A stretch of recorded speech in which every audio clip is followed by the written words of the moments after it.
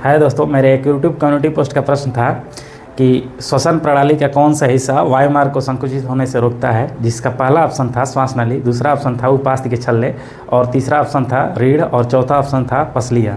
जिसका सही उत्तर होगा उपास्थि के छल्ले। मानव श्वसन प्रणाली का श्वास नली मुख्य हिस्सा होता है। यह एक नली जैसी संरचना होती है जो नाक या मुंह से वायु को फेफड़ों तक पहुंचाती है। जब हम सांस लेते हैं तथा छोड़ते हैं तो श्वास नली के अंदर का वायु दबाव बदलता रहता है, जिससे श्वास नली सिकुड़ सकती है और वायु का प्रवाह रुक सकता है।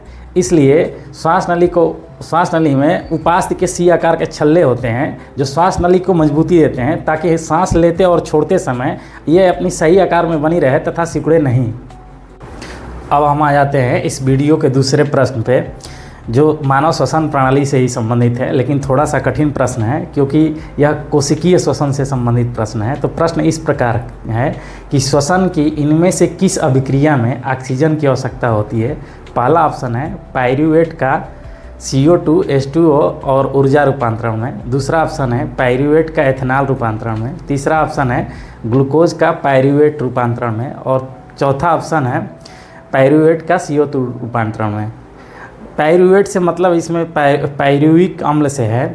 जब हम खाना खाते हैं तो खाना में मौजूद ग्लूकोज हमारे शरीर का ऊर्जा का मुख्य स्रोत होता है, परंतु यह ग्लूकोज हमारे शरीर को सीधे ऊर्जा नहीं प्रदान करता है। इसके लिए इसे कई चरणों में तोड़ा जाता है और इस पूरी प्रक्रिया को हम लोग कोशिकीय श्वसन कहते हैं।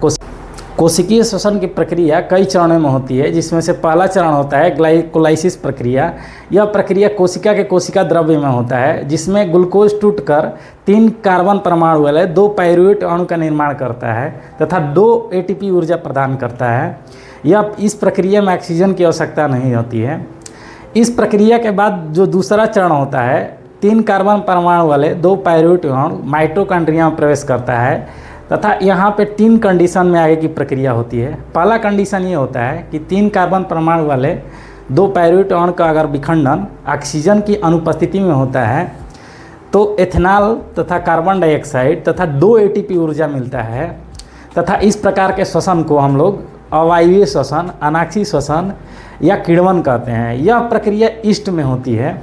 दूसरा कंडीशन ये है कि अगर 3 कार्बन परमाणु वाले 2 पाइरूवेट अणु का विखंडन ऑक्सीजन का अभाव या ऑक्सीजन की कम उपस्थिति में होता है तो लैक्टिक अम्ल तथा ऊर्जा मिलता है।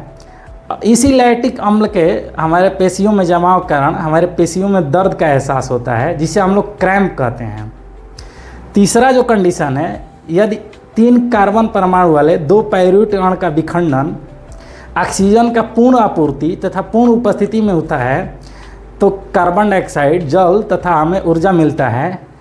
यह जो कम्युनिटी पोस्ट का प्रश्न है इसी कंडीशन संबंधित है, जिसका पहला ऑप्शन है पाइरूवेट का CO2 H2O और ऊर्जा रूपांतरण में, जो कि यही ऑप्शन सही है जो इस प्रश्न का पहला ऑप्शन है।